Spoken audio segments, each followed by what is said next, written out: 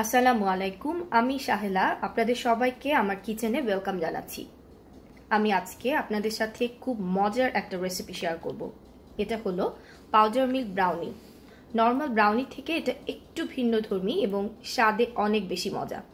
আমার বাসায় যারা আসেন, যারা আমার হাতেই ব্রাউনিটা খেয়েছেন, তারা সবাই মোটামুটি রেসিপি জানেন। কারণ খেয়ে রেসিপি জানতে চাবে না, এটা হবে না। তাই আর কথা না বাড়িয়ে চলে যাই মূল রেসিপিতে। তাতে যা যা লাগছে তা হচ্ছে 2 কাপ গুঁড়ো দুধ, 5টা রুম টেম্পারেচারে ডিম, হাফ কাপ ঘি এবং তেল মিলিয়ে 1 চা চামচ বেকিং পাউডার, পৌনে 1 কাপ চিনি। এখন ব্রাউনির ফার্স্ট স্টেপ, চিনি আর ডিমটাকে আমি একসাথে মিশিয়ে নিব। আপনারা একটু লক্ষ্য করে দেখুন, আমি ঠিক যেভাবে মিলাবো খুবই ইজি। জাস্ট ততক্ষণ মিলাবো যতক্ষণ হচ্ছে চিনিটা ডিমের সাথে গলে যাবে একদম। জাস্ট স্প্যাচুলা দিয়ে এভাবে নেড়ে নেড়ে চিনির সাথে ডিমটা মিশিয়ে দিব।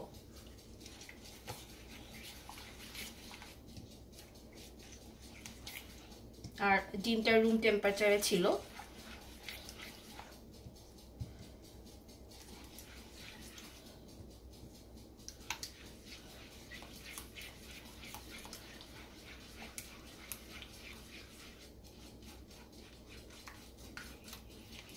ডিমটা রুম টেম্পারেচারে হলে যা হয় যে লামটা একটু কম হয়, তা না হলে খুব দলা দলা বেঁধে যায়।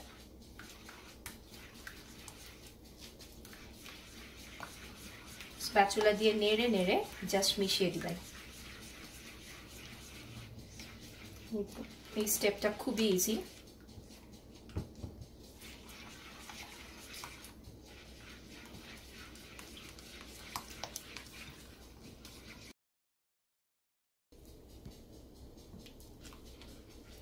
ডিম আর চিনিটা আমার পুরো মিশে গেছে।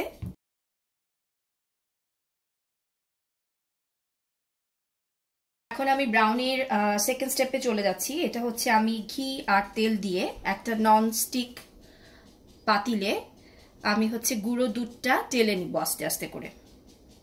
টালবো হচ্ছে এমন ভাবে যেন খেয়াল করে রাখতে হবে যে পুড়ে না যায়।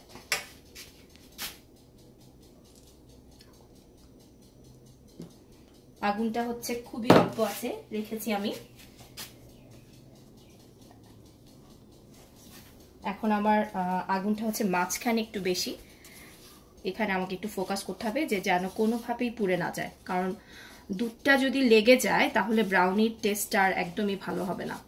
এবং এই ব্রাউনি বানানোর এই স্টেপটাই হচ্ছে একটু ট্রিকি, একটু সময় নিয়ে। আর আপনি খেয়াল করে দেখবেন আপনারা যে একটু পরপর হচ্ছে লাম্প ক্রিয়েট হয়। আর এটা আমি স্প্যাচুলা দিয়ে ভেঙে ভেঙে দিব যখনই করব, তাহলে আমার পরে ফোল্ড করতে ব্যাটারে খুব ইজি হবে। আমি আঁচটা একটু বাড়িয়ে দিব। এভাবে করে আমার মনে হচ্ছে 10 মিনিটের মতো করলেই হয়ে যাবে, যতক্ষণ না গুঁড়ো দুধটা ব্রাউন কালার না হয়। ব্রাউন কালার হলে আমি গুঁড়ো দুধটা টালা বন্ধ করে দিব। ঠিক আমি যেমন করে করছি একটু খেয়াল করে দেখেন। এবং তেল আর ঘিটা কিন্তু খুব দ্রুত গুঁড়ো দুধটা টেনে নেয়, এটাতে ঘাবড়ানোর কিছু নাই। আপনারা আবার তেল অ্যাড করতে যেন না যে পুড়ে যাচ্ছে বলে, জাস্ট একটু ধৈর্য নিয়ে টালতে হবে।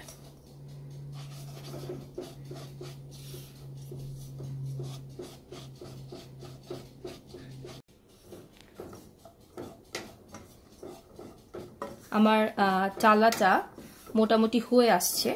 আপনারা দেখতে পাচ্ছেন যে ব্রাউন থেকেও একটু ডার্ক হয়ে যাচ্ছে কালারটা। আমি আরেকটু টালবো এবং এত সুন্দর একটা গন্ধ আসছে ঘি এবং গুঁড়ো দুধের। আপনারা যখন করবেন তখন আপনারা বুঝতে পারবেন, খুবই একটা সুন্দর গন্ধ বের হয় টালার সময়।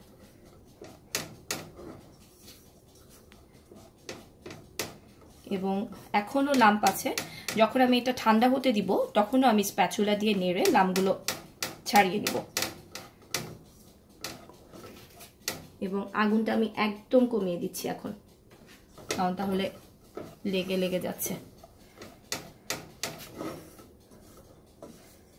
খুবই একটা দারুণ একটা গন্ধ আসছে, দেখেছেন কালারটা কি সুন্দর একটা কালার হয়ে গেছে।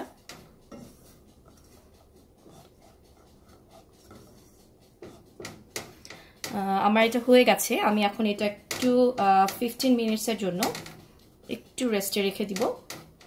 আর আমি তার মাঝে স্প্যাচুলা দিয়ে আবারও বলছি যে লামগুলো ভেঙে দিব, বিকজ এটা খুবই ইম্পর্ট্যান্ট, তাহলে আপনার ফোল্ড করতে খুবই ইজি হবে।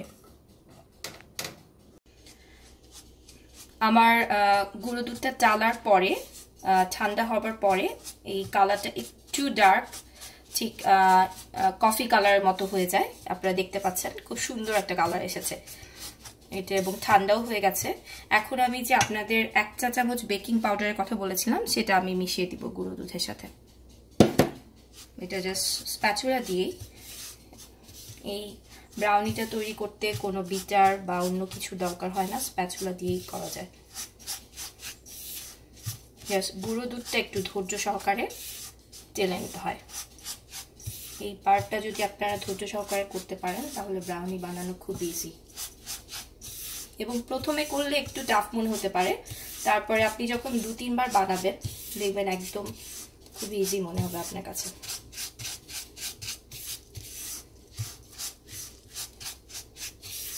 আমার বেকিং পাউডার একদম মিশে গেছে গুঁড়ো দুধের সাথে। এখন আমি 3 বারে, নর্মালি আমরা কেক বানাতে যেভাবে ফোল্ড করি কেকের ব্যাটার, সেভাবে আমি জাস্ট 3 বারে মিলিয়ে নেব ডিম এবং চিনির সাথে।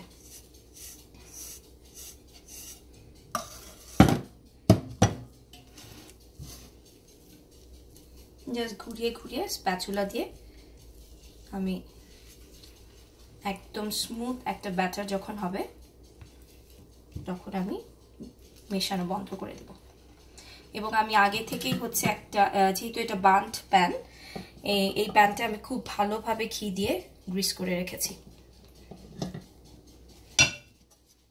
বাকিটা মিলাচ্ছি আমি।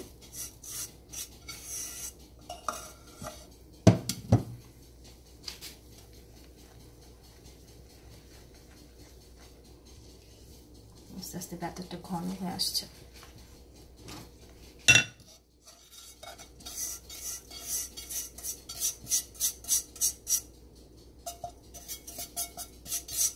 এটা বাচ্চারাও খুব পছন্দ করে, বাচ্চাদের জন্য বেশ হেলদিও। আমার ব্রাউনির ব্যাটারটা হয়ে গেছে, একদম স্মুথ একটা ব্যাটার হয়েছে। এখন আমি এই মোল্ডে ব্রাউনিটা আস্তে আস্তে করে ঢেলে দিচ্ছি। চারপাশ থেকে একটু ঘুরিয়ে ঘুরিয়ে দিতে হবে যেন প্যানটা কভার করে।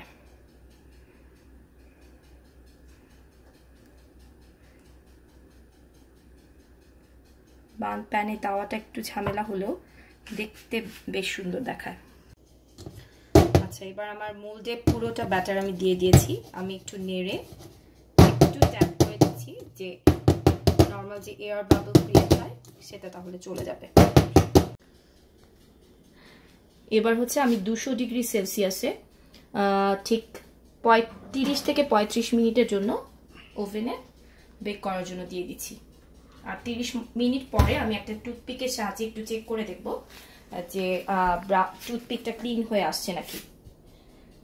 30 মিনিট পরে আমি ওভেনটা খুলে চেক করে দেখছি কি অবস্থা।